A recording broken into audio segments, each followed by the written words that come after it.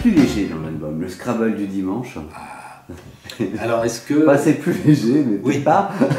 Mais c'est un sujet grave néanmoins. Est-ce qu'on peut rire de moi et de ce martyre qui est le mien chaque samedi et chaque dimanche, parce que je dis du dimanche, mais c'est samedi et dimanche, où Madame Gueluc me dit tu as tellement travaillé toute la semaine, tu dois un petit peu me consacrer du temps à moi maintenant, alors on fait la partie de Scrabble maintenant, juste après le petit déjeuner. Je dis on ne va pas d'abord au marché, non, maintenant on en fera une après le marché, etc. Et donc on fait vous savez comment ça va, on fait une partie, elle me bat à plat de couture.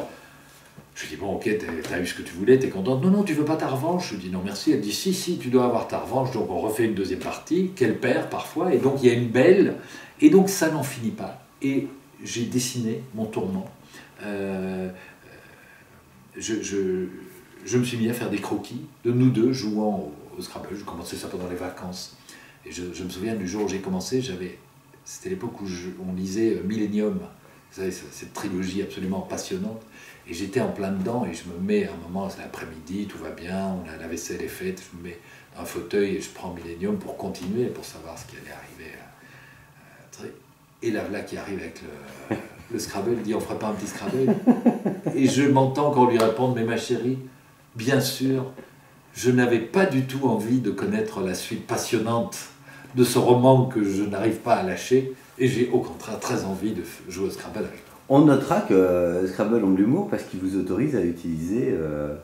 Vous les remerciez, hein? Oui, bien sûr. Je remercie la société Mattel de m'avoir autorisé. Et en même temps, je n'aurais pas compris qu'ils me disent non, parce que dans chaque interview, je crois qu'on a prononcé déjà 17 fois le mot Scrabble. C'est ça, là, on n'arrête pas. Donc, voilà. Mais je les ai rencontrés, ils sont charmants, ils sont ils m'ont beaucoup soutenu dans cette épreuve. Ils ont offert à ma femme des boîtes de Scrabble anniversaire, que sais-je. Donc, lui ont fourni des armes pour m'anéantir davantage.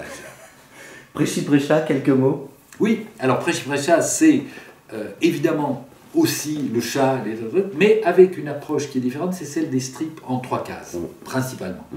Tam, tam, tam. Donc proposition, développement, conclusion. C'est ce rythme de 3 qui est tellement magique, et en philosophie et en humour, mais l'humour est une sorte de philosophie. 1, 2, 3, oui, ça se passe au football, ça se passe de toute la manière, on fait la passe et on marque. Et pour moi, c'est juste parfait. Pour le chat, c'est juste parfait. Il lance une connerie, il nous attire sur une fausse piste, paf, et il nous surprend avec la conclusion. Ce livre est constitué principalement de petits strips en 3 cases, mais il y a aussi d'autres choses, des dessins, des croquis, parce que je ne me résoudrai jamais à faire un livre monocorde, dans lequel il n'y a que la même chose. Sauf le Scrabble du dimanche, mais enfin ça c'est un compte personnel que j'avais à régler, on le met en dehors des autres. Ouais, ceci dit, c'est très drôle. Hein. Oui, ça, vous avez d'autres comptes personnels à régler pour les prochains volumes, parce que celui-ci est vraiment très très drôle. Ah, c'est gentil, merci de le proposer, parce que parfois on me cherche, donc il n'y a pas intérêt, parce que la riposte peut être redoutable. Alors, Philippe Gueluc, on a bien parlé de cet album Le Chat fait des petits. Ce qui est important aussi de dire, c'est que c'est vos 40 ans de carrière. Oui, enfin, c'est pas la peine pas la peine d'assister non plus. Mais si, c'est vachement bien. Ouais. Ça veut dire que vous êtes installé dans le temps. C'est chouette, vous auriez pu faire 10 ans, 5 ans. Et non, mais c'est magnifique. C'est comme dire. Oui, c'est ça.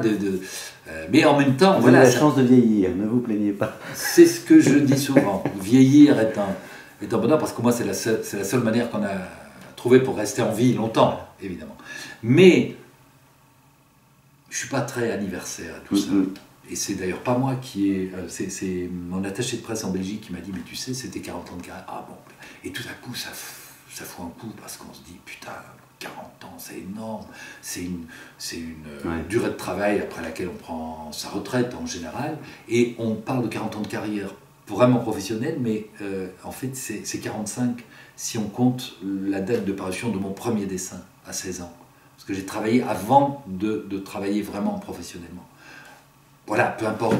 Ce qui importe dans tout ça, c'est de continuer à avoir de l'envie, de l'énergie, parce que 40 ans de carrière, ça peut être aussi très, très rasoir. Je veux dire, il y en a, moi, que j'aimerais. Il y a un proverbe anglais qui dit les cygnes chantent avant de mourir. Il y en a dont on aimerait qui meurent avant de chanter. Hein, bon. 40 ans de carrière, ça peut être très long dans certains cas. Il y a des gens qu'on ne supporte pas au bout de 6 mois et 40 ans après, ils sont toujours là. Je ne dirais pas de non, mais voilà, on a tous en tête des gens pénibles dans le domaine du spectacle comme dans celui de la politique. Donc la durée n'est pas synonyme de qualité, mais si elle concorde, tant mieux. Exactement. En tout cas, moi j'ai le sentiment que vous ne les avez pas vus passer. Non. J'ai entendu ça au début dans votre réponse. C'est que oui, vous avez dit 40 ans, mais c'est passé oui, exactement. Très très vite quand même. Je m'en rends pas compte. Et une des preuves, c'est que alors je pourrais, en réfléchissant un peu, vous dire tout ce que j'ai fait à peu près dans l'ordre, etc. Mais ça ne m'intéresse pas. C'est fait. Ce qui compte, c'est ce qui reste à faire.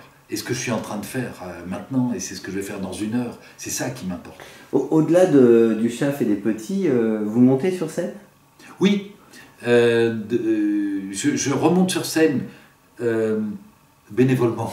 Non mais c'est rigolo parce que j'ai fait une espèce de spectacle que je vais donner dans des salles de 300-400 places devant mes lecteurs à qui j'ai proposé cette année de les rencontrer de cette façon plutôt que de me taper des longues séances de dédicaces que je ne peux plus assumer à cause d'une tendinite dont je vous ai déjà parlé je crois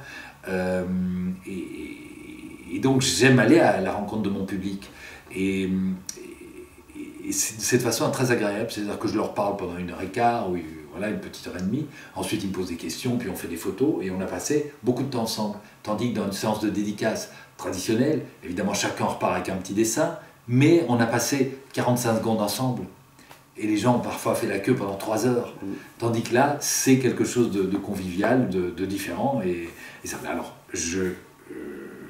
j'ai bien conscience du temps qui avance, comme on en a parlé, et donc je ne vais pas développer maintenant une grande tournée à travers la francophonie, parce que je n'ai pas le temps. J'adorerais aller faire une ville tous les soirs pour être sur scène, mais ma femme ne comprendrait pas. Je pourrais plus jouer au Scrabble, et je crois que la fatigue m'anéantirait très très vite. C'est sûr.